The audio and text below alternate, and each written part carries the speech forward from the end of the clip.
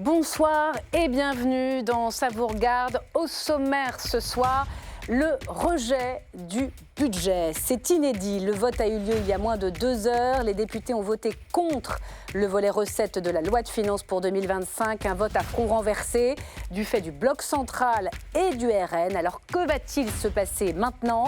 La France aura-t-elle un budget? Et si oui, lequel? On va tout vous expliquer dans notre grand débat dans un instant sur ce plateau.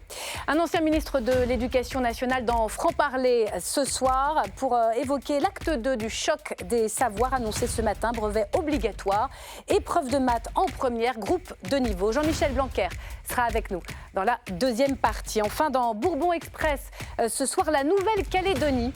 Yael Braun-Pivet et Gérard Larcher sont sur place pour une mission de conciliation de 4 jours, LCP et du voyage. Alors que peuvent-ils faire pour sortir de la crise? On en parlera avec nos chroniqueurs à la fin de cette émission. Voilà pour le sommaire. Installez-vous, ça vous regarde. Top générique.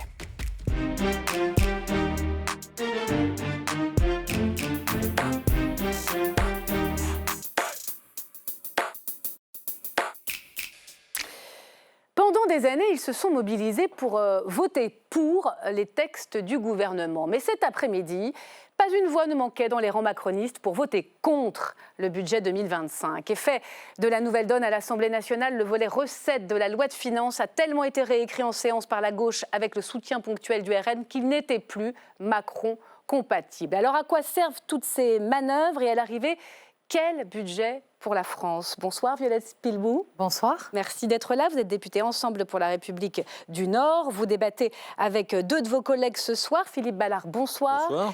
Bienvenue, député Rassemblement National de l'Oise. Bonsoir Laurent Baumel. Bonsoir. Bienvenue à vous, député socialiste d'Indre-et-Loire. Et puis Benjamin Morel m'accompagne ce soir parce qu'on a besoin d'un constitutionnaliste, d'un politologue, professeur de droit public à l'université d'Assas pour décrypter tous ces inédits constitutionnels dans cette nouvelle Assemblée. Alors, qui a voté pour et qui a voté contre? Le récap de Valérie Brochard, pour commencer.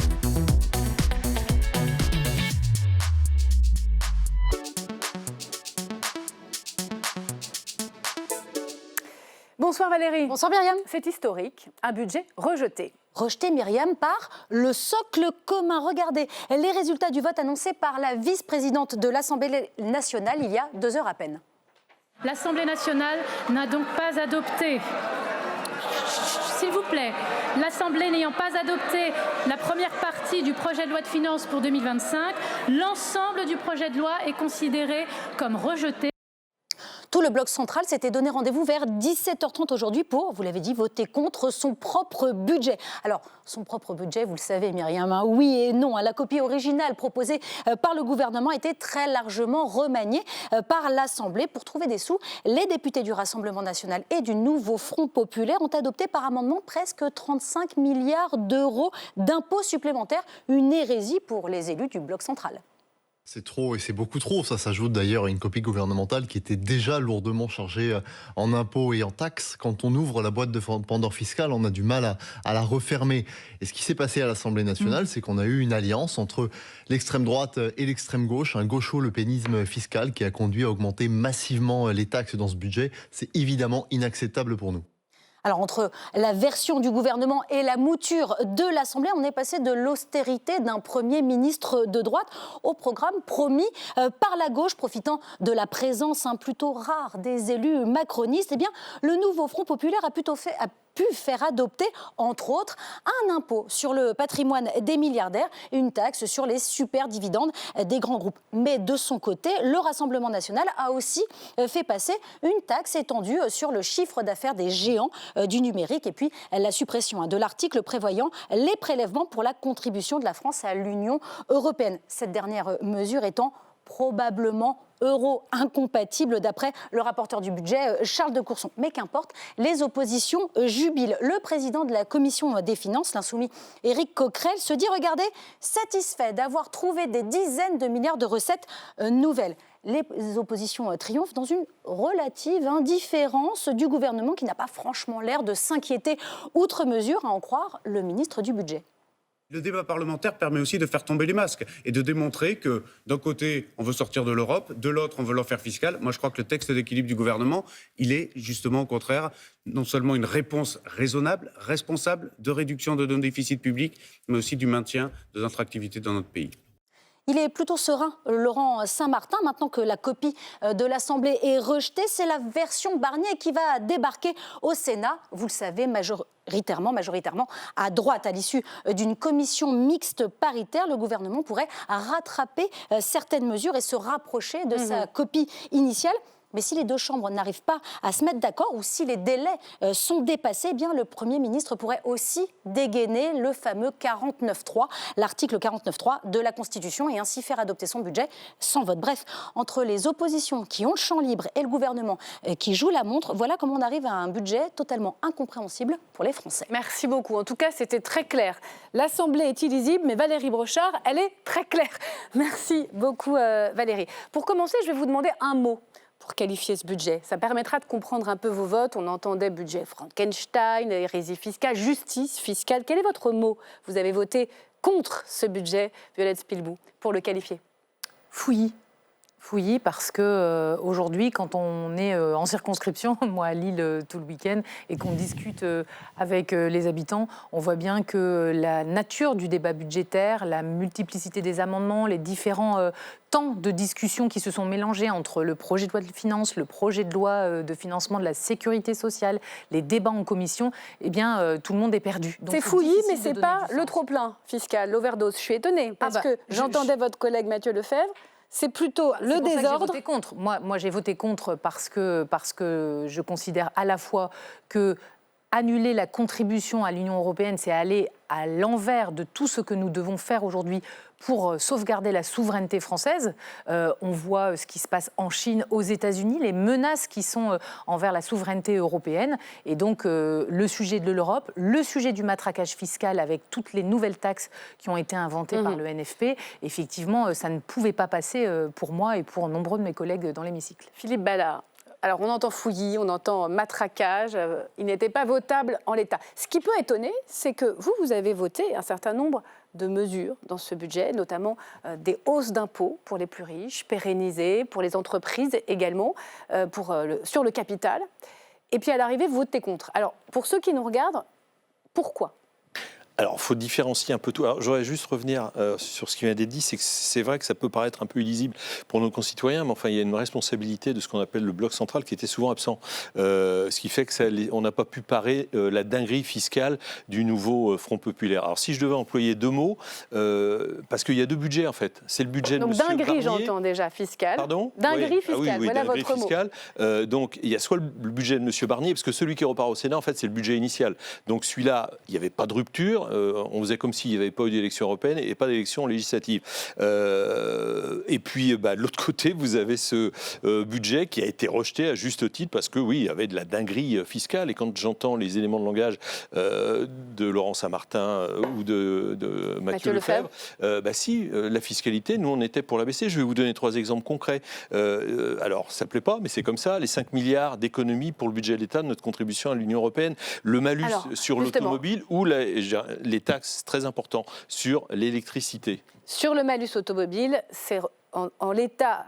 Non, alors c'est compliqué. Ça a été rejeté par une majorité de députés, mais maintenant que le texte est rejeté, on ne sait pas ce qu'il va en devenir, et de la même manière sur l'électricité. En revanche, un mot quand même sur la question de la contribution de la France à l'Union européenne. Vous êtes favorable au Frexit? Vous avez changé? Mais non, mais pas du tout. Vous savez, il y a des pays, et pas des moindres, l'Allemagne, les Pays-Bas, le Danemark, la Suède, eux, ils ont obtenu une ristourne à leur contribution, parce que c'est un calcul tout simplement par rapport au PIB de chaque pays. Eux ne payent pas ce qu'ils devraient payer, alors que la France, nous, on paye ce que l'on doit payer. On demande une ristourne, voilà, comme d'autres pays, l'Allemagne. Mais au final, à la faveur de toutes ces manœuvres, c'est toute la contribution qui a été supprimée. Ah oui, mais là, c'est pas de notre fait, là, pardon. Mais là, c'est un tour de passe-passe. Nous, on a obtenu 5 milliards d'euros. Et du coup, le socle commun...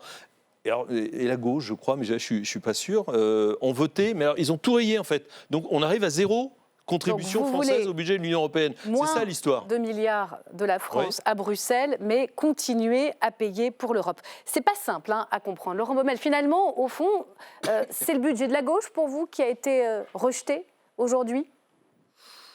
Bon, d'abord, on est sur LCP. Je pense que ce qui est intéressant, c'est pas de refaire le débat, on vient de l'avoir pendant des semaines, mais peut-être de faire un peu de pédagogie sur. Je vous en prie, vous êtes là pour ça. La situation. Moi, j'aurais une approche qui est moins négative. Je pense que ça sert à rien de dire aux Français c'est fouillis, c'est le bazar, et d'entretenir un peu ce sentiment négatif qui, dans le fond, n'aura comme conséquence que de l'antiparlementarisme, ce que nous ne souhaitons pas.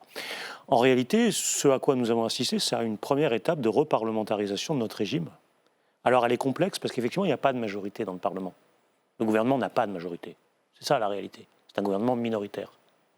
Donc bien sûr, il y a eu des conjonctions. Une majorité relative. Il a une majorité. La plus grande des petites majorités, on pourrait dire. Monsieur Saint-Martin peut faire aujourd'hui un peu comme s'il était tranquille parce qu'il dispose, malgré cette reparlementarisation, d'un outil du parlementarisme rationalisé qu'est le 49.3 qui peut déclencher à tout moment, et tant que le Rassemblement national décide tactiquement de ne pas le censurer, parce qu'on voit bien que c'est tactique, il peut finalement être tranquille. Mais la réalité, c'est que nous avons déjà été dans une première étape de ce que serait et de ce que sera, à mon avis, à un moment ou à un autre, un vrai régime parlementaire. Et donc dans un vrai régime parlementaire, vous pouvez avoir à un moment donné, du fait des forces en présence dans l'hémicycle, des évolutions, des corrections importantes de la copie gouvernementale. C'est ce qui s'est passé, parce que les macronistes n'étaient effectivement pas très présents. C'est une des raisons. Bon. Parce que des fois, le Rassemblement national a laissé passer des mesures fiscales pour ensuite les contester. Enfin, il les a laissées passer dans l'hémicycle. Et puis à l'arrivée aujourd'hui où tout le monde était là, il y a eu une conjonction de la droite, du centre-droit et du Rassemblement national pour rejeter la copie finale. Mais la gauche, parce que juste la gauche elle a fait son travail. Copie, alors on va voir Benjamin Morel qui va nous expliquer pourquoi finalement c'est la copie initiale du gouvernement qui part au Sénat et pas celle qui a été rejetée. Éric Coquerel, le président insoumis de la Commission des finances, parle de plus de 70 milliards de recettes fiscales supplémentaires. Le rapporteur général du budget, Charles de Courson, lui dit avec tout ce qui est inconstitutionnel, tout ce qui est invalidé parce que ça n'est pas eurocompatible, c'est beaucoup moins, c'est 12. Et Laurent Saint-Martin dit c'est 35 milliards de plus d'impôts en plus, sachant qu'au final il faut trouver 60 milliards, donc en plus des 60 milliards. Vous comprenez que ça c'est incompréhensible ?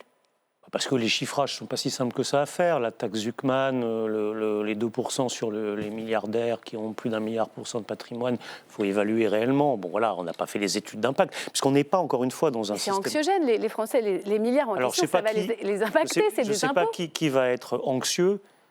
Quand on parle de la taxe Zuckman, on parle des gens qui ont plus d'1 milliard de patrimoine. Personnellement, dans ma circonscription, j'en ai aucun. Donc je ne sais pas qui va être anxieux à cette idée, honnêtement. Bon, alors on va voir ce qui va se passer et au fond ce que vous attendez, parce qu'il y a 3 forces que tout oppose, chacun a des lignes rouges et peut-être, je dis bien peut-être, on peut parvenir à un compromis. On verra.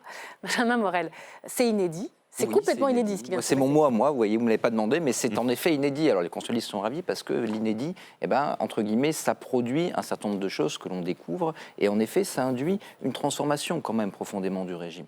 Qu'est-ce qui va se passer, puisque je crois que c'était un peu votre question. Tout à fait. On a un texte qui va être le texte initial du gouvernement qui va être envoyé au Sénat. Ce texte initial, le gouvernement va tenter malgré tout de l'amender, de le modifier. Les annonces qui ont été faites, notamment par exemple sur les retraites concernant ce qu'évoquait Laurent Wauquiez, ça va être en fait des amendements du gouvernement qui vont être déposés sur le PLF ou sur le PLFSS pour parvenir à trouver malgré tout des troupes dans la majorité. Parce que ce qui est en train d'être fait est potentiellement dangereux. Que faisait par exemple Michel Rocard ? Premier budget, il le fait passer, il a une majorité, les centristes acceptent de voter le budget. Mais ensuite, ça ne marche pas. Donc que font les gouvernements minoritaires ? Ils font un 49 alinéa 3. Et le 49 alinéa 3, ce n'est pas le texte du gouvernement sec. C'est le texte du gouvernement avec des amendements, dealés avec les oppositions et surtout avec sa majorité, pour que la motion de censure ne passe pas. Là, l'Assemblée nationale n'aura mis aucune ligne dans le budget final. On aura une commission mixte paritaire, mais il faut bien comprendre que la commission mixte paritaire et le passage au Sénat ne fait pas que le budget ne va pas revenir ici. Après la commission mixte paritaire, on va avoir un retour à l'Assemblée nationale, et là, il faudra en effet trouver une majorité pour que le gouvernement ne soit pas censuré sur un 49 alinéa 3. Autre point de procédure, si jamais la commission mixte paritaire échoue, 7 députés, 7 sénateurs, on revient à quoi ? En théorie, on revient au texte... Nouvelle lecture ? à l'Assemblée et au Sénat? Théoriquement, on revient au texte qui a été adopté à l'Assemblée. Il n'y a pas de texte. Donc, en effet, c'est un grand reset.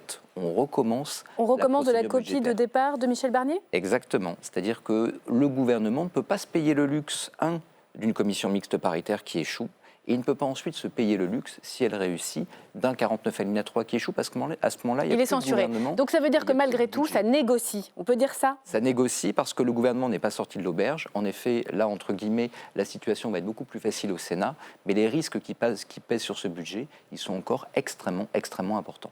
Alors, un débat pour rien à l'Assemblée ou pas? Alors moi, je ne trouve Et pas. après, vous allez nous dire sur quoi ça peut négocier. Mais déjà, sur cette partie Assemblée, il y a beaucoup de travail qui a été fait. À la fin, c'est rejeté. Et finalement, la balle est dans le camp des sénateurs. À quoi a servi ce débat? Alors déjà, un débat, moi je trouve que ça sert. On voit le débat qu'on a pu avoir en commission sur la culture, l'éducation, les associations, le sport. Un débat, ça nous enrichit, ça nous permet d'apprendre aussi sur les positions des autres. On n'est pas expert dans tous les domaines. En tout cas, moi je trouve qu'on a eu en commission, en tout cas dans la commission où j'étais avec Philippe Ballard, éducation, affaires culturelles, un débat de bonne qualité. Vous savez où on bien a même pu voter des Ce dispositions. que disent les députés de Par exemple, de socle la gauche commun. sur les sujets C'est culturels. à quoi ça ou sert? Où est le l'éducation sens populaire. politique? Il y a D'abord, beaucoup de c'est gens qui important de n'étaient pas là défendre dans les acteurs votre de terrain. camp. La deuxième chose, c'est qu'au cours de ces débats, on a pu faire passer un certain nombre d'amendements qui se sont fait remarquer par d'autres collègues. Moi, je prendrais l'exemple de la suppression de la licence 3 pour les microbrasseries. C'est bien sûr un cas particulier du Nord, mais finalement dans l'Est et dans toutes les régions de France, il y a ces producteurs qui aujourd'hui ont besoin de pouvoir vendre leur production sur le lieu de production. Donc vous dans êtes la accrochés brasserie, à comme vos les amendements vignerons. qui Et donc, ont ces été amendements-là, adoptés et puis ils ont rejetés été finalement. adoptés. Ils sont rejetés, mais le combat n'est pas fini. Moi, je considère aujourd'hui que je dois avoir des relais au Sénat. J'ai discuté avec Dany Wattebled de ma région, de mon département D'accord. du Nord, avec d'autres sénateurs que je vais aller solliciter, et puis avec le gouvernement. Donc Il y a vous des n'avez pas, amendements qui Violette sont Spielboul, consensuels. l'immense sentiment d'inutilité Bien, qu'on je crois qu'il y recueille a des off, moments. comme on dit, c'est-à-dire en dehors des caméras. Il y a des moments, sous où on couvert peut avoir d'anonymat. le doute. On a un combat global qui est au niveau de ce bloc central, et je crois qu'il est partagé par de nombreux députés, c'est de ne pas augmenter le coût du travail sur les bas salaires, parce que ça viendrait obérer l'activité économique de nos entreprises. Nous, ce qu'on ne veut pas, c'est que les investissements en France soient freinés, que les embauches soient freinées. Et aujourd'hui, nos entreprises sont tétanisées de ce qui se passe. Donc là, il va falloir rassurer. Et c'est aussi un combat qu'on va continuer d'avoir, à la fois avec le relais des sénateurs et auprès des différents membres du gouvernement. Alors, il y a une logique de donnant-donnant. Vous nous avez parlé du coût du travail, on va y revenir, c'est central, c'est dans le budget de la sécurité sociale. ORN, qu'est-ce que vous attendez précisément pour pouvoir... De la discussion au Sénat, on a 3 sénateurs. Au Sénat, donc, non mais pas au Sénat, on mais attend, comme on le comprend, on entend très clairement les ministres se positionner, on va parler des retraites, vous pouvez nous en dire un mot dans un instant, mais qu'à partir du Sénat, mais en même temps que le Sénat, il y a aussi des discussions qui sont en cours pour arriver à une commission mixte paritaire conclusive. Vous attendez quoi? Mais on attend... Jordan Bardella et Marine Le Pen l'avaient dit dès le 29 août, quand ils avaient rencontré Emmanuel Macron. Ils l'ont redit au Premier ministre, il y a des lignes rouges à ne pas franchir dans ce budget. Alors, vous parlez des retraites, effectivement, il y a ce dossier des retraites. Il y a les taxes sur l'électricité, par exemple. Il faut redonner du pouvoir d'achat aux Français. Donc là, ce sont des lignes rouges. Et ensuite, on verra quels amendements. On a eu 40 amendements qui ont été votés dans l'hémicycle. Ce qui en soi est historique. Pardon ? Ce qui en soi est historique pour le parti. Il y en a eu 0 dans la représentez. dernière législature. Oui, quand on passe de 0 à 40, ça fait une très forte progression par définition. Donc on verra quels sont les amendements qui potentiellement sont retenus. Donc vous réservez par le aussi gouvernement et le Michel droit Barnier. de décider, parce que vous êtes en position d'arbitre sur l'éventuelle censure, une fois la copie revenue du Sénat, une fois le texte décidé ou pas, conclusif ou pas, de censurer ou pas. Vous ne pouvez rien nous dire avant. Alors, avant la Vous ne censure, pouvez pas nous on dire la votera liste pas des pour, mesures qui puisqu'on fait est- que vous ne censurerez pas. On ne les connaît pas, donc c'est un peu compliqué. mais Nous, vous on peut gardez fixer aussi des ça lignes dans rouges. Voilà, votre il main. est évident qu'on ne votera pas pour, puisqu'on est dans l'opposition, contrairement aux troupes de M. Wauquiez, qui ont changé Kazakh en cours depuis leur élection. Et on verra la Vous suite. assumez une part de position stratégique jusqu'au bout. Ben non, Et le dire. on attend le texte final. Donc, s'il Laurent va dans Baumel. l'intérêt de la France et des Français, une abstention, pourquoi pas. Si ce n'est pas le cas, ça sera contre. Laurent Baumel, on va regarder ce que ça donne à l'antenne en infographie, l'hémicycle de ce rejet. C'est très clairement une alliance entre la droite républicaine, les macronistes et le Rassemblement national. Ce budget, marqué très à gauche, la marque du programme du NFP, il est rejeté par cette alliance-là. Qu'est-ce que ça dit de la suite? Est-ce que ça vous inquiète quant à l'avancée de vos propositions à gauche? D'abord, je redis ce que je disais il y a quelques minutes, c'est que les Français n'ont pas souhaité qu'il y ait une majorité absolue dans cette Assemblée. La réalité. Tout à fait. Ce n'est pas nous qui créons un désordre. Il y a une situation électorale qui est issue des urnes.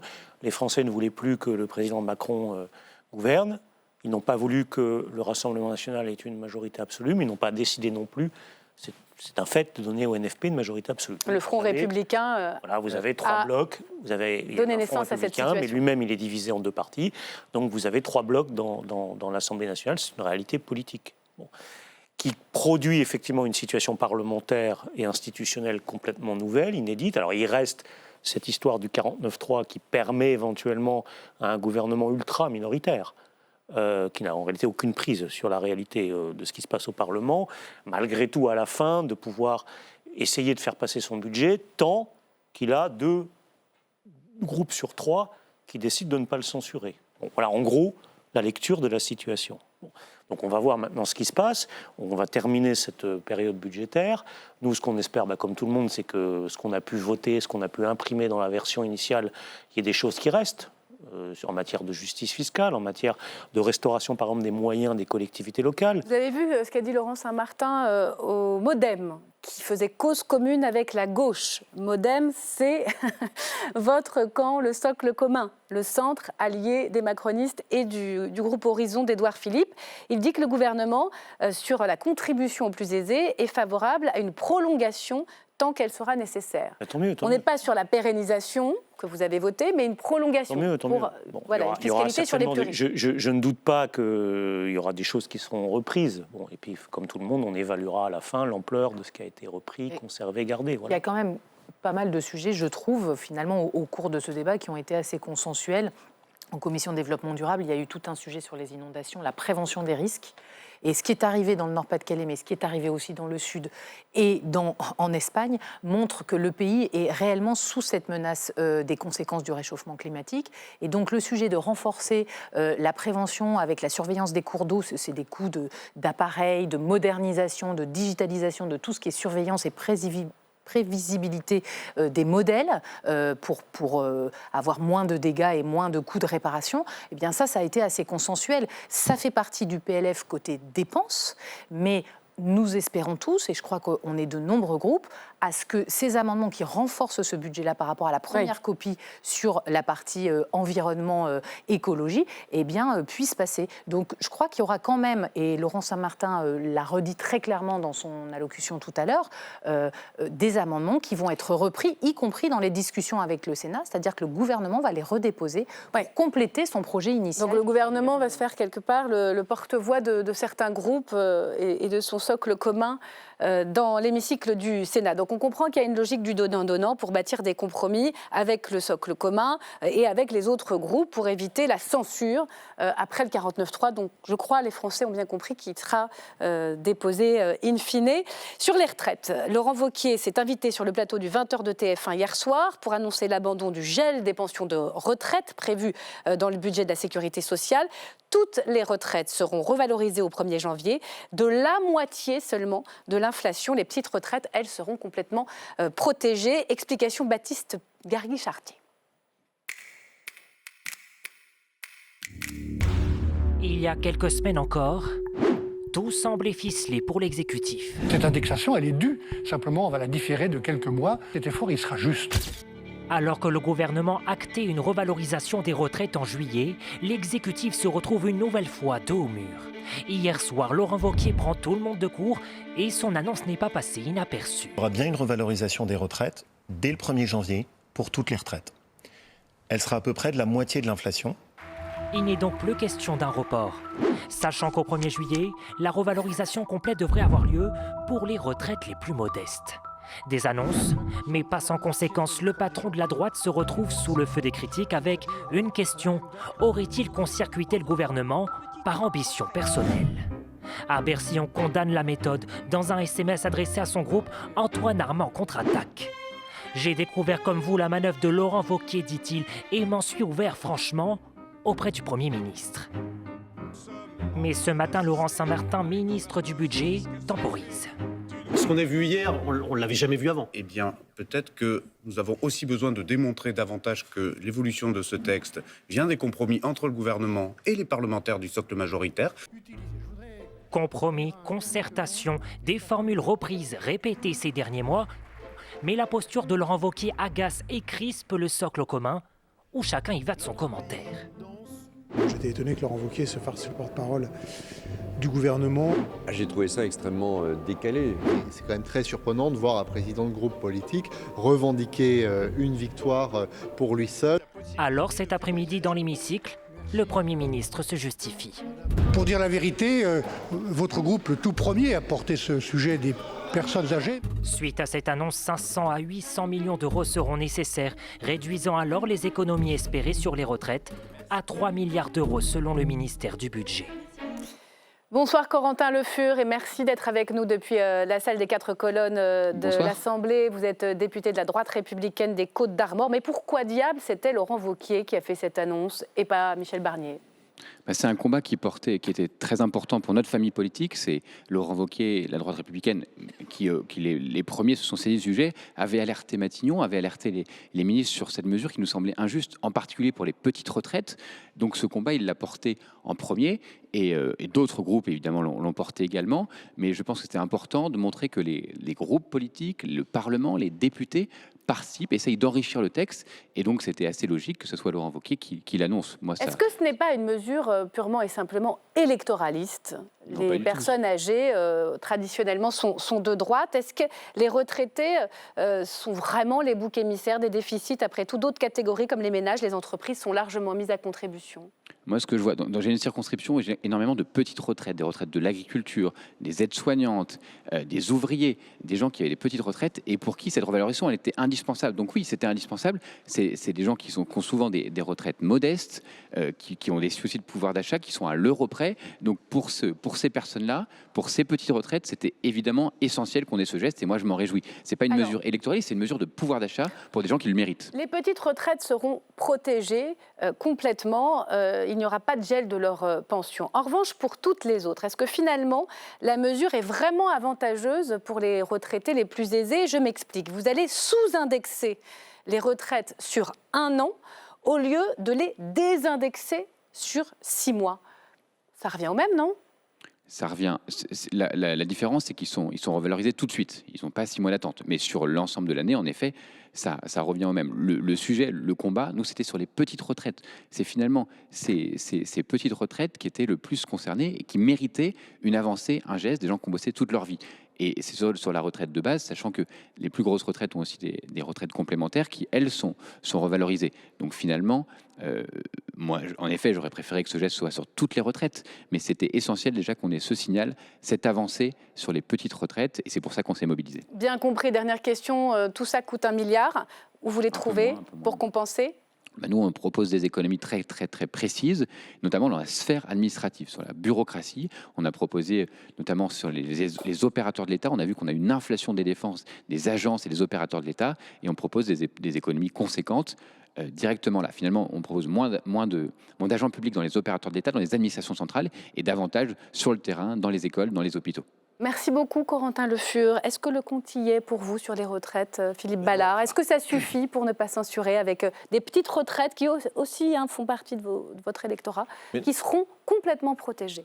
Mais moi, j'écoutais Laurent Wauquiez hier devant ma télé, comme beaucoup de gens. Je me suis dit, mais de qui se moque-t-on ? Alors, bon, déjà, Laurent Wauquiez qui annonce cette mesure, enfin là, déjà, moi, je me suis interrogé, mais de qui se moque-t-on ? Enfin, ils vont perdre du pouvoir d'achat, on va faire extrêmement simple, y compris les petites retraites. Il va falloir attendre le 1er juillet prochain pour une deuxième revalorisation, mais qui ne compensera pas la perte de leur pouvoir d'achat. Enfin, pardon, mais on se moque du monde. Tout ça, donc, pour 400, 500 millions d'euros, 800 millions d'euros. 800 millions, près d'1 milliard. Je finirai par là, mais attendez, on parle du budget, il faut juste avoir 2-3 chiffres présents à l'esprit. On va emprunter sur les marchés financiers l'an prochain 325 milliards d'euros. Il n'y a pas un pays d'Europe qui fait pire. On a emprunté 275 milliards. En 2027, quand on devrait arriver au pouvoir, premier poste budgétaire, ça sera le remboursement de la dette. 80 milliards, voilà. Bilan de 7 ans de macronisme. Bon, donc ça ne suffira pas en tout cas en l'état, c'est largement insuffisant sur les retraités pour assurer une non-censure. Grosse victoire de Laurent Wauquiez, ça c'est indéniable. Écoutez, on a été nombreux à porter ce sujet dès le début. Quand on a vu l'annonce de la première copie de Michel Barnier dans laquelle il y avait un gel des retraites, on s'est mobilisé. Donc il y a eu des amendements de notre groupe, il y a eu une mobilisation de la droite républicaine.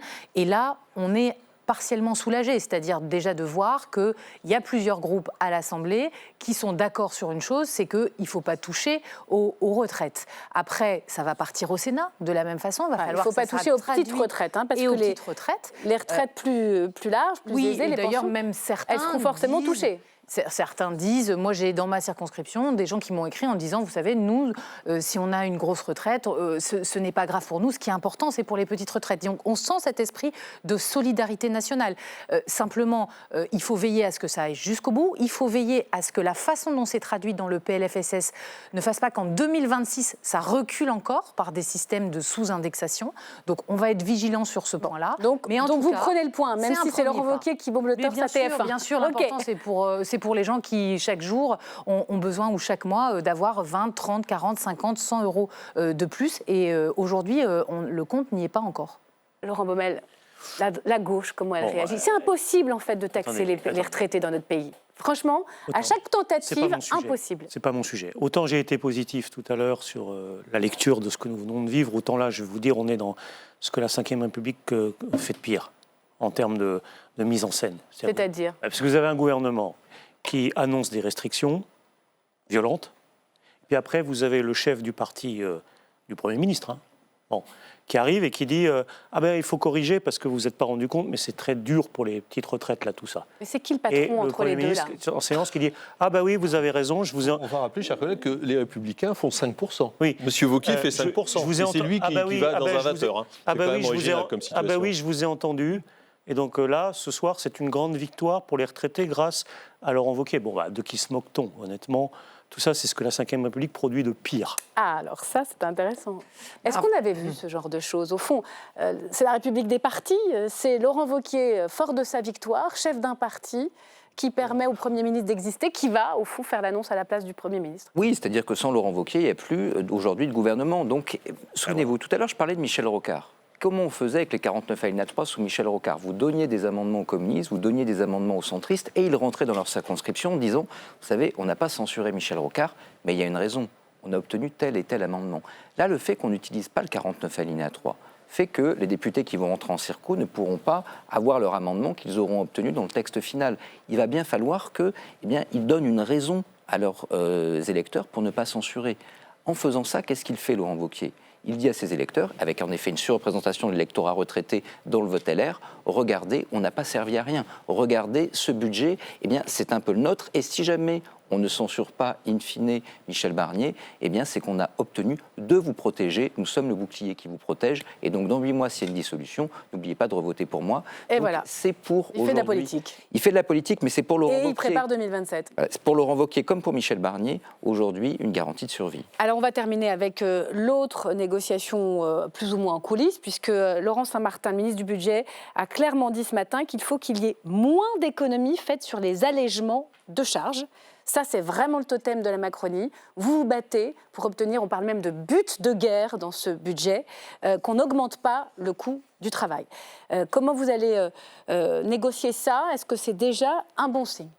Le bon signe, c'est qu'effectivement, la taxation qui avait été augmentée sur les entreprises n'aura pas lieu dans ce budget. Et c'est important parce qu'on a un signal qu'on envoie à la fois aux investisseurs qui, depuis des années, réinvestissent, réindustrialisent la France, et puis aux entreprises qui créent des emplois, qui embauchent. On sait qu'on a plein de métiers en pleine crise économique, c'est peut-être pas le moment de leur demander davantage. Effectivement, dire les salaires au SMIC ou un peu plus élevés que le SMIC, on va réaugmenter les charges, c'était un très mauvais signal. Donc je pense qu'à la fois les commerçants, les artisans, les TPE, les start-up vont se mobiliser comme elles le font. On voit déjà la série de temps sociaux, les faillites. Auprès Vous avez trouvé les 4 milliards pour compenser. Parce que si on ne revient pas sur les charges... Il y a pas mal de propositions. Il y en a notamment sur la dépense centrale de l'État, effectivement, comme d'autres collègues. On sait qu'il y a des économies aussi dans les doublons et le millefeuille administratif. Ça fait 4 milliards tout ça ? Il faut que ça soit plus porté sur les territoires et en local.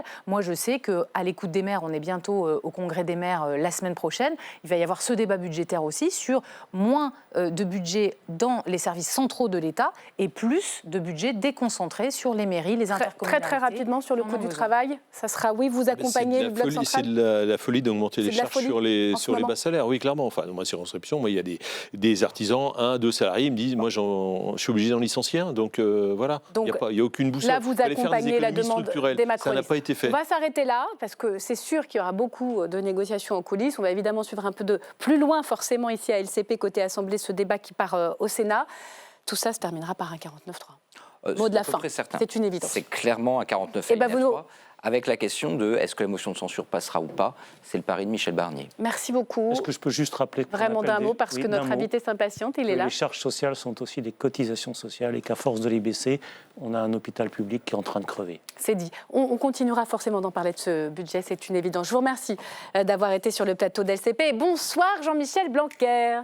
Bonsoir. Et merci d'être mon invité ce soir pour évoquer les annonces de la ministre de l'Éducation nationale, mais aussi le climat de ces derniers jours en France, en Europe, avec ces images de lynchage antisémite à Amsterdam que l'on croyait d'un autre temps. Votre livre aussi, La Citadelle, un livre sans concession sur vos années rue de Grenelle. On apprend plein de choses sur vous, sur votre parcours. De tout cela, nous parlons après l'invitation de Marion Becker. Si on vous invite, Jean-Michel Blanquer, c'est pour avoir votre regard sur l'acte 2 du choc des savoirs. Ce matin, la ministre de l'Éducation nationale a dévoilé sa feuille de route. Renforcement des apprentissages fondamentaux, révision des programmes, maintien des groupes de besoins, obtention du brevet obligatoire pour le passage au lycée et épreuve anticipée de mathématiques pour le bac. Si certaines de ces mesures vont dans le sens de votre héritage rue de Grenelle, d'autres, au contraire, vont à l'encontre de votre bilan. C'est le cas du retour des mathématiques dans le tronc commun au lycée. Car Jean-Michel Blanquer, vous avez imprimé votre marque au ministère de l'Éducation nationale. Vous y êtes resté 5 ans, de 2017 à 2022, 1825 jours pour être précis, un record. Vous y avez instauré le dédoublement des classes en CP et CE1 dans les réseaux d'éducation prioritaire, les évaluations de début d'année, la réforme du collège puis celle du lycée, avec un objectif en tête, redresser la place de la France dans les classements internationaux. 2 ans après votre départ, les résultats sont mitigés. Si les derniers baromètres sur le niveau des élèves dévoilés il y a 15 jours notent une évolution positive pour les élèves d'éducation prioritaire, le bilan global reste alarmant. En 6e, moins d'1 élève sur 2 a un niveau satisfaisant en compréhension de l'écrit. La France occupe la 26e place du classement PISA. Alors, Jean-Michel Blanquer, comment expliquer que ce décrochage se poursuive ? Bonsoir et bienvenue sur ce plateau, Jean-Michel Blanquer. On va parler dans le détail des différentes annonces de cet acte 2 du choc des savoirs de la ministre de l'Éducation. Mais c'est vrai que sur les évaluations récentes, on a eu 5 ministres de l'Éducation nationale depuis 2022. Rien ne change. Le niveau baisse et baisse plus encore. Comment vous l'expliquez ? Alors, ce n'est pas tout à fait exact. C'est ça qui est fascinant d'ailleurs dans la façon dont c'est commenté dans le débat public. L'année dernière, vous avez eu 2 grandes évaluations internationales, PISA et PIRLS. PISA, c'est les élèves de 15 ans. PIRLS, c'est les élèves de 8 ans et leur niveau de lecture à l'âge de 8 ans dans le monde entier. Eh bien, la France est le seul pays au monde, avec le Portugal, à avoir augmenté son niveau dans les 5 dernières années. Mais vous reconnaissez qu'elle reste vraiment basse dans le classement. Je suis le premier à dire qu'il y a eu 30 années à peu près de déclin du niveau. Donc je ne dis pas que d'un seul coup, du jour au lendemain, tout se rétablit. Ce serait impossible. Personne ne peut dire une chose pareille et personne ne peut faire une chose pareille. Et vous ne faites pas pousser les plantes en tirant dessus. Les questions d'éducation sont des questions lentes. Par contre, ce que j'affirme, c'est qu'il y a un mouvement de baisse sur 30 années et qu'on est au début d'un rebond. Et ce rebond a été mesuré et pas un seul journal, à part vous ce soir, puisque je suis là, ne le dit. C'est-à-dire que, encore une fois, personne ne sait en France. Donc on est au début de l'inversion de la courbe. On est au début de l'inversion de la courbe. Et par exemple, les évaluations nationales, je l'entendais dans le reportage que vous venez de passer, il n'est pas exact de dire que l'entrée en 6e se traduit par une baisse du niveau. Au contraire, il y a effectivement, comme ça a été dit, une amélioration de la situation en éducation prioritaire et une amélioration aussi en français pour l'ensemble des élèves. C'est encore pas satisfaisant. Il y a encore trop d'élèves qui ont un niveau de lecture trop bas en arrivant. Mais cran par cran, on est en train de avance et gagner. on progresse. Oui. On s'en donne les moyens, vraiment. On est évidemment avec les déficits publics que l'on connaît, extrêmement dégradés, 4000 postes de moins annoncés.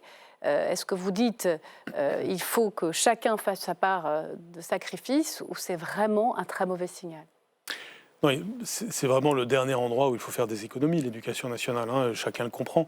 Les pays qui vont bien, les pays qui sont en forme économiquement, Singapour, certains pays scandinaves ou d'autres pays, sont les pays qui investissent dans l'éducation. Et les effets, vous les avez à moyen terme et à long terme, mais c'est indispensable d'investir dans l'éducation. Donc vous dites aux parlementaires ici à l'Assemblée qu'il faut revenir sur ces 4000 postes ? Bien sûr, la dépense publique française, j'ai des analyses, je les propose d'ailleurs dans le livre, sur ce qu'il y a à faire en matière de dépenses publiques. Je ne suis pas un irresponsable, je sors à l'instant d'un séminaire avec mes étudiants sur comment redresser les comptes de la France. Donc il y a des choses à faire. Mais ce n'est pas l'éducation nationale qui est l'enjeu. La dépense française en matière d'éducation n'est absolument pas divergente par rapport à tous les pays comparables. Donc ce qu'il faut, c'est évidemment améliorer la qualité de ce que nous faisons. Et puis la question des moyens, avec par exemple la meilleure rémunération des professeurs, alors justement, doit continuer. Ça commence, les professeurs sont mieux rémunérés, mais c'est toujours très compliqué d'avoir des candidats. Et j'ai vu que les concours de recrutement ont été même reportés. Il y a toujours cette crise des vocations. Au milieu de tout ça, vous avez un Nicolas Sarkozy. Vous l'avez sans doute entendu. Vous allez me dire ce que vous pensez de ses propos. Est-ce que c'est de la démagogie ou est-ce qu'il touche juste quand il dit, au fond, les profs, on sait comment ça fonctionne, il y a trop de vacances, je le cite, 24 heures par semaine et 6 mois d'années de vacances. Il dit, il faut dire la vérité, on n'a plus les moyens d'avoir 1 million d'enseignants. Alors, il y a 850 000 enseignants, et précisément. Il y a environ un peu plus d'1 million de salariés à l'éducation nationale. Quand on dit ça, en général, les gens disent ça veut dire qu'il y a 150 000 bureaucrates. Non, ça veut dire des infirmières scolaires, ça veut dire des assistants d'éducation, ça veut dire les personnels dont on a besoin pour accompagner les élèves handicapés. Là encore, le taux d'encadrement des élèves en France n'est pas divergent de ce à quoi on peut les comparer. Donc on laisse Nicolas Sarkozy à sa retraite ? Je ne dirais pas quelque chose d'aussi dur. Non, je pense que surtout, l'éducation, elle a besoin de calme, elle a besoin de sérénité. J'ai lutté pour ça en tant que ministre de l'Éducation nationale, et par exemple vis-à-vis des syndicats de l'enseignement ou vis-à-vis des partis d'opposition. Ça peut être vis-à-vis d'un ancien président. On a besoin d'abord de complexité, de nuances, puisque c'est un sujet qui le réclame. On a besoin de calme, on a besoin de sens du long terme. Autant de choses qui ont existé autrefois en France sous la Troisième République. Vous aviez cette confiance de la société dans l'école, ce sens du long terme. On doit le retrouver. C'est pour ça que j'ai essayé de battre le record de Thierry. Et vous l'avez battu. J'ai battu parce qu'il était important d'imprimer cette durée. Et c'est aussi pour ça que je regrette qu'il y a eu autant d'instabilité depuis 2 ans et demi. C'est le moins qu'on puisse dire. Venons-en aux annonces concrètes. On est dans le droit fil de ce qu'avait annoncé Gabriel Attal. La nouvelle ministre va rendre obligatoire l'obtention du brevet des collèges d'ici 2027 pour passer en seconde. Donc ça va être un brevet, certains le disent couperet, d'autres disent valorisant, car au fond c'est le premier diplôme dans la vie d'un collégien. Est-ce que ça va dans le bon sens ? Oui, ça va dans le bon sens. C'est la suite logique de ce que nous avons accompli. Encore une fois, la vision que j'ai pu développer à partir de 2017, c'était une vision sur 10 ans, ce n'était pas une vision seulement sur 5 ans. Ouais.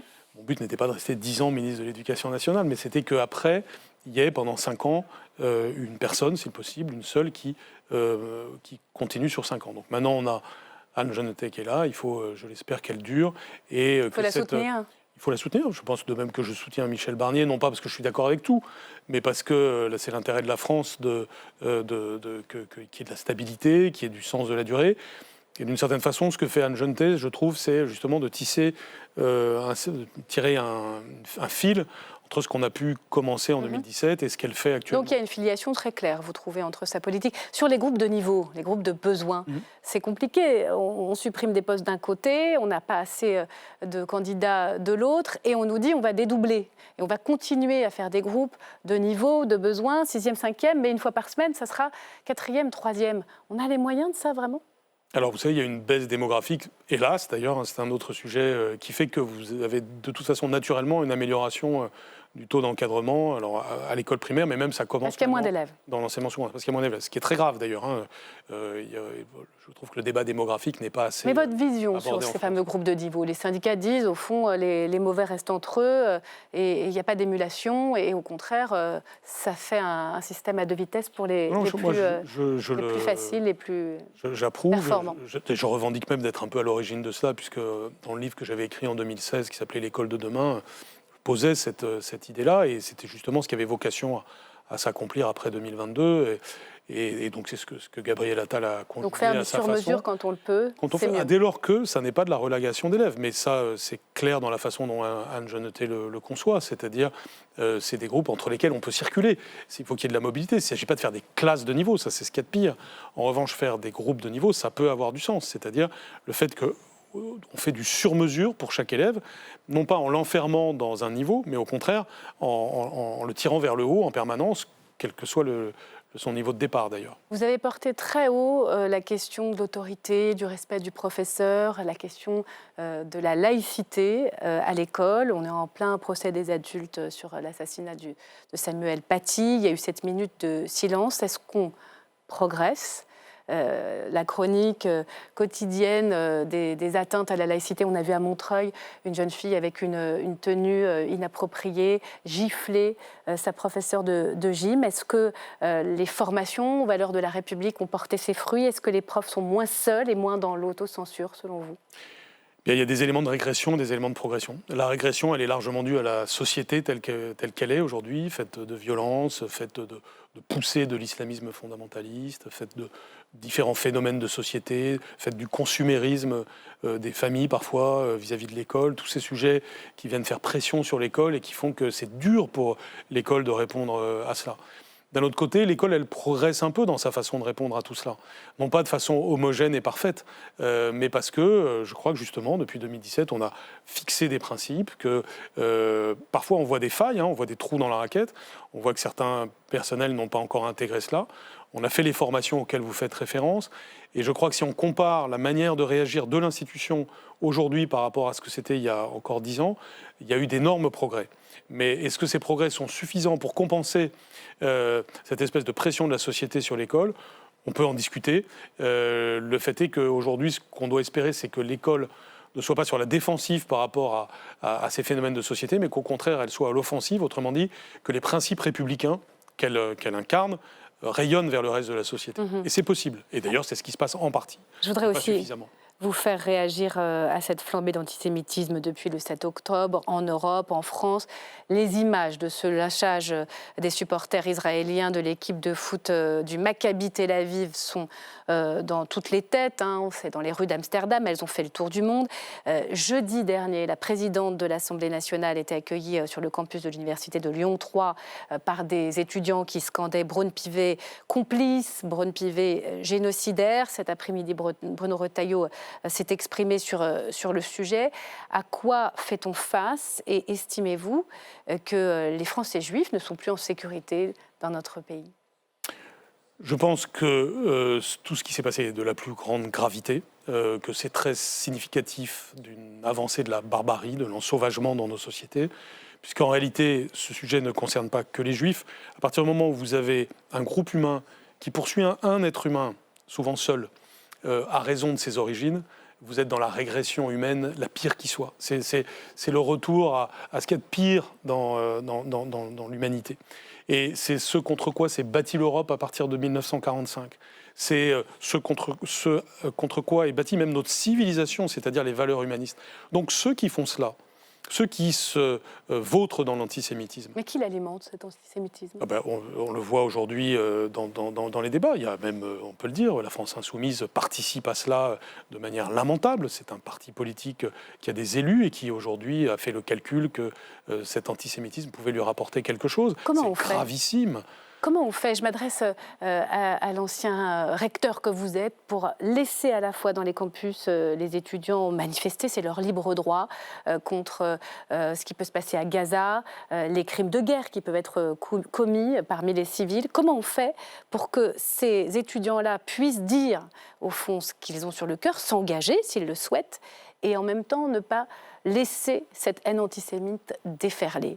Comment on arrive à distinguer ces deux sujets-là aujourd'hui? Écoutez, ce n'est pas demander un effort excessif à ceux qui peuvent être contre le gouvernement israélien, ce qui est parfaitement leur droit, à tous ceux qui sont sensibles à ce qui se passe à Gaza, de faire la distinction entre condamner un gouvernement étranger et avoir des actions antisémites ou attaquer n'importe quelle personne juive. Les responsables politiques. C'est catastrophique. Enfin, et tous ceux qui participent à cette confusion sont lamentables. J'observe aussi que cette sensibilité pour ce qui se passe à Gaza, on ne la retrouve pas sur d'autres sujets. Vous savez, moi j'étais au Kurdistan syrien il n'y a pas très longtemps. Vous avez tous les jours des bombardements qui viennent de Turquie sur le Kurdistan syrien. Les étudiants, là, ils manifestent contre ça, ou contre ceux qui sont complices de ça. Pourquoi cette sensibilité à géométrie variable? Vous avez des blocages d'université pour les Iraniennes qui risquent leur vie parce qu'elles défendent la liberté des femmes? Pourquoi cette sensibilité, cette indignation à géométrie variable? C'est une honte en réalité. Cet antisémitisme larvé, ce néofascisme qui est devant nous. Néofascisme? Et, bien sûr, l'antisémitisme est toujours la pointe avancée de quelque chose qui a à voir avec le fascisme. Si nous ne réagissons pas à la hauteur, alors ce n'est pas que les Juifs qui sont concernés, c'est notre civilisation, c'est notre être au monde. Et bien sûr, je m'empresse de dire que je dirais la même chose s'il y avait des personnes qui attaquent des musulmans à raison de leur religion, ou des chrétiens, ou des athées.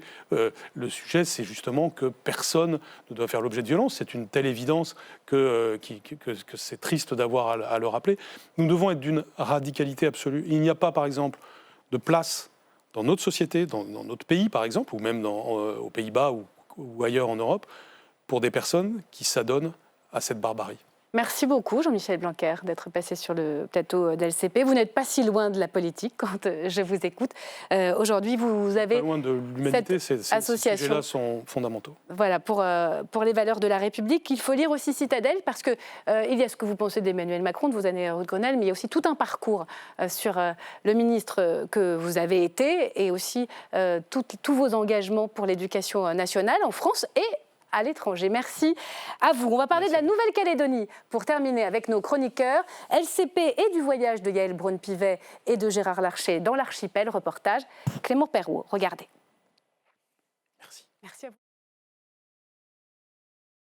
Deuxième jour de visite en Nouvelle-Calédonie aujourd'hui pour Gérard Larcher et Yaël Braun-Pivet. Aujourd'hui, les présidents des deux chambres sont venus sur le terrain constater une situation assez incroyable. Ils sont allés dans la commune du Mont-d'Or. Ça se trouve à quelques kilomètres au sud de Nouméra et c'est une ville qui a été pendant des mois littéralement coupée du monde. Elle n'est reliée à Nouméa que par une route qui a été bloquée par un barrage mené par des indépendantistes particulièrement virulents, le barrage de Saint-Louis, où il y a eu de nombreux affrontements. Et du coup, pour pouvoir relier Nouméa, où beaucoup de ses habitants du Mont-d'Or travaillent ou étudient, ils ont dû prendre tous les jours une navette spécialement affrétée, une traversée de 45 minutes. Yaël Braun-Pivet et Gérard Larcher ont pris ce bateau, ils ont pris cette navette et ils ont discuté avec les usagers. Écoutez. Oui, ça a été assez dur, surtout au démarrage. Il a fait pas beau, il a plu, il a fait froid. Au début, il n'y avait pas de toilettes pour les attentes.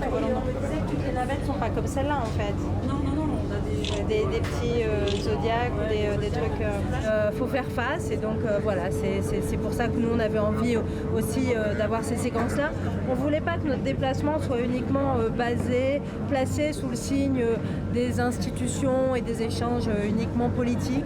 On voulait aussi faire du terrain. Une fois la navette parlementaire arrivée à bon port, Gérard Larcher et Yaël Braun-Pivet ont à nouveau pu discuter avec des habitants du Mont-d'Or, particulièrement exaspérés par la situation qu'ils ont vécue. Certains avaient de grandes difficultés à trouver de quoi s'approvisionner. De nombreux magasins étaient fermés. Certains n'avaient plus de gaz. Ils étaient littéralement coupés du monde. Écoutez ce qu'ils ont raconté. On a vraiment vécu un enfer, même pour aller faire nos courses et tout. On était agressés sur la route. Rien à manger, surtout quand on a des enfants.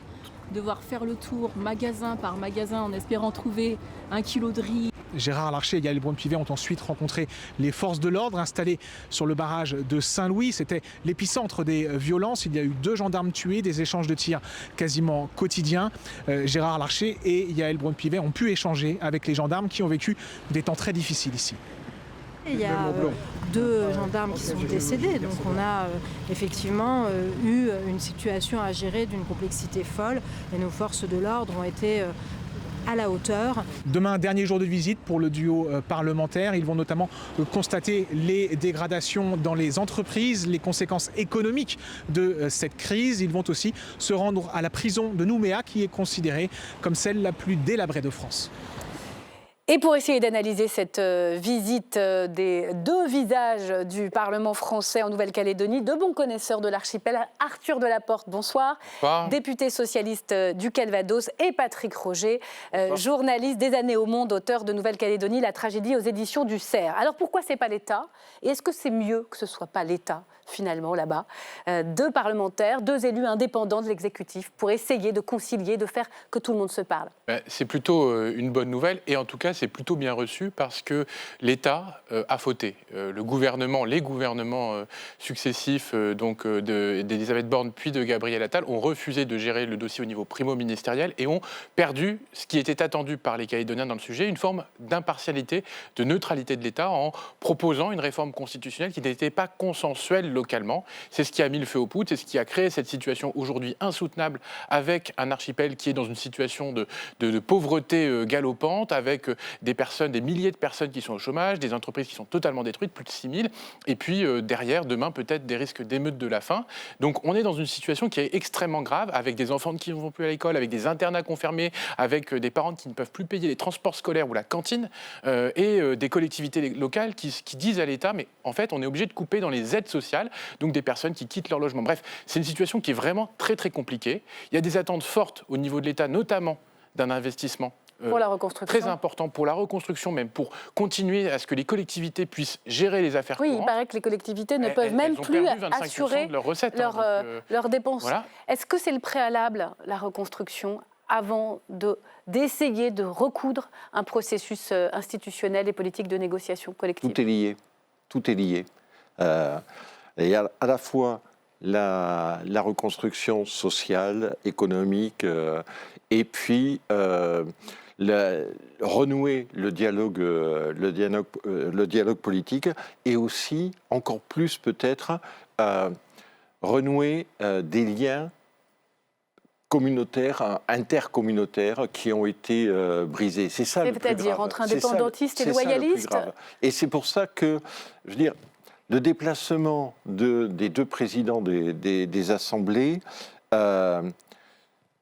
je ne dis pas que ça va être la recette miracle, une baguette magique, mais c'est bien de mettre des mots sur les mots et d'arriver à identifier les causes. Et peut-être c'est là où j'aurais une légère divergence avec Arthur Delaporte. Situation complexe, ça veut dire que les responsabilités aussi sont complexes et sont multiples. Quand Arthur Delaporte pointe clairement l'État qui a commis des maladresses, un manque d'impartialité, il y en a d'autres. Les responsabilités sont bien évidemment partagées. Et c'est là des loyalistes et des indépendantistes, qui sont à l'origine des violences. Oui, parce qu'il ne faut pas l'oublier. J'ai l'impression parfois, quand j'entends les débats à l'Assemblée nationale ou au Sénat, dire l'État, le président de la République, est le seul responsable des émeutes depuis le 13 mai. Non, c'est beaucoup plus complexe que cela. C'est beaucoup plus complexe que cela. Et c'est pour ça que c'est toute la difficulté aussi de cette mission parlementaire. C'est comment remettre autour de la table des partenaires qui, depuis 2 ans et demi, n'arrivent plus à se causer tous ensemble. Et c'est là la complexité. Non mais je pense qu'on est plutôt d'accord là-dessus. C'est-à-dire que l'enjeu de cette mission parlementaire avec les 2 présidents de chambre, c'est quand même inédit, il faut le dire, c'est de montrer qu'il y a aussi de l'espace pour le dialogue et que cette pluralité, les 2 chambres, les députés dans leur ensemble qui ont voté à l'unanimité le report des élections sont là pour accompagner la reprise du dialogue. Mais c'est aussi ce que disent tous les acteurs locaux. Ils reconnaissent leur part de responsabilité dans ce qui s'est produit. Je veux dire, c'est pas l'État qui s'est mis à caillasser des gendarmes, c'est pas l'État qui s'est mis à toute cette folie de violence. Évidemment que non. Mais par contre, il y a une responsabilité la partie la plus radicale du camp kanak indépendantiste. Notamment, mais les loyalistes ont durci le ton et ont contribué aussi à ce que ce dialogue soit impossible. Mais l'État n'a pas joué son rôle de médiateur, c'est ce que je dis. Et donc, il a un rôle dans le déclenchement de cette crise. Après, maintenant, il faut mettre tout ceci derrière nous et se dire comment on contribue à accompagner, je parle en tant que député, les Calédoniens pour reprendre justement le chemin du dialogue. Et ce que fait Yaël Braun-Pivet, ce que fait Gérard Larcher aujourd'hui, ça va dans ce sens. Ça va dans le sens d'une médiation. On est vraiment dans le sens parfait du mot médiation, parce qu'au fond, ils ne sont pas directement acteurs, mais ils vont faire en sorte que les acteurs se reparlent. Ils sont respectés. Ils sont respectés par tout le monde parce qu'ils connaissent bien le dossier, ils sont respectés parce qu'ils représentent les assemblées, et donc ils vont essayer de faire en sorte que... Très court, parce que je vais me faire gronder. Est-ce que c'est maintenant une nouvelle méthode qui est possible? C'est-à-dire qu'on va parler du corps électoral, mais on va aussi en même temps parler d'un accord plus global sur la question institutionnelle? Oui, mais bien évidemment, encore une fois, je répète, tout est lié. On va entrer dans une période très complexe, encore une fois. Oui, il faut lier l'ensemble des choses. Et peut-être que les présidents des assemblées seront se liant, je l'espère. Eh bien, merci beaucoup pour ce décryptage. On écoutera Yaël Braun-Pivet au micro de Clément Perbeau pour une interview exclusive demain depuis la Nouvelle-Calédonie. Merci beaucoup. Merci pour la concision. Très belle soirée sur LCP. À demain, même lieu, même heure.